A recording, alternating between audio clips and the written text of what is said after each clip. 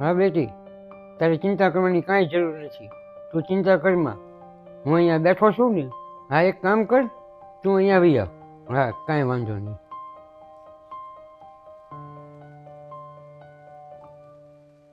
શું થયું? આપણી છોકરીનો ફોન હતો? હા, આપણી છોકરીનો જ ફોન હતો. હું એને અહીંયા બોલાવું છું. કેમ? શું થયું? એની બે નણંદી આજે આવવાની છે ને હારવાર બે છોકરા લઈને આવવાની છે. તો એને એમ ન ખબર પડે કે છોકરીને કેટલું કામ કરવું પડશે.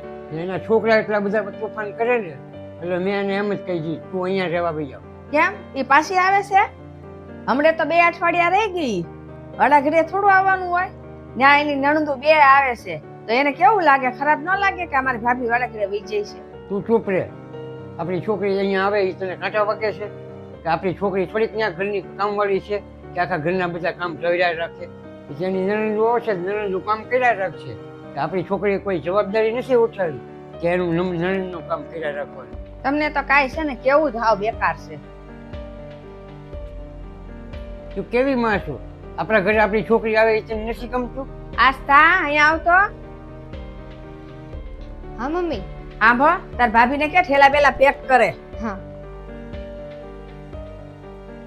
આજે એને પિયર મોકલી દેવી છે. કેમ અચાનક? અચાનક કાંઈ નહીં, એને તો તે દિવસ જાવું તું એટલે મને એમ થયું કે હું એને મોકલી દઉં. અરે પણ આજ તો આપણી છોકરી આવવાની છે. એટલે તો હું એને મોકલું છું. અરે સાંભળ તો ખરી. એ આપણી હાટું નહોતી જાતી, આપણે એકલા રહી જાય ને એટલે. હવે તો આપણી છોકરી આવે છે પછી શું ચિંતા છે? આપણી છોકરી આવે છે એટલે ભલે ને જાતી. આપણી છોકરી અહીંયા આવવાની છે, એને ત્યાં કામ ન કરવું પડે ને એટલે. તો એને અહીંયા આવવાનો ફાયદો શું? અત્યારે અહીંયા આવવાની છે તો તું બહુને પિયર મોકલી દેશો. એને કામ તો એને અહીંયા જ કરવું પડશે ને બધું. વાહ, તમારી છોકરીને તમે એટલે બોલાવો છો કે એની નણંદુ ત્યાં આવે છે ને એટલે એને કામ ન કરવું પડે ને કે. અને આપણી વહુને તમે જવા નથી દેતા કેમ કે તમારે બધું એની પાસે કામ કરાવવું છે એટલે. અને તમારી છોકરીને આરામ મળે ને એટલે. કેમ આપણી વહુને કાંઈ પિયર જવાનો હક નથી? આપણી છોકરીને જ અહીં આવવાનો હક છે. અરે પપ્પા, મમ્મીએ છે ને આ બધું તમને સમજાવવા માટે કર્યું છે.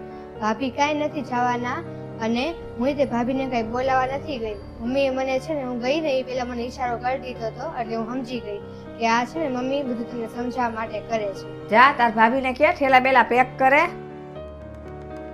તમે છે ને બેનને અહીંયા બોલાવો છો ને એ સાચું નથી. એ સમજાવવા માટે મમ્મીએ આ બધું કર્યું છે. સાચી વાત છે. તારા મમ્મીએ જે કર્યું ને એ બધું સારું જ કર્યું છે. અત્યાર લગીને મને એવું હતું કે હું તારી બેનને સમજાવતો નહોતો, હું એને ચરાવતો. હું એને ફોન કરીને ના પાડી દઉં છું કે તારી નણંદ આવી છે ને તો તું એનું ધ્યાન રાખ અને છોકરાનું ધ્યાન રાખ ને તું ત્યાં રહેજે.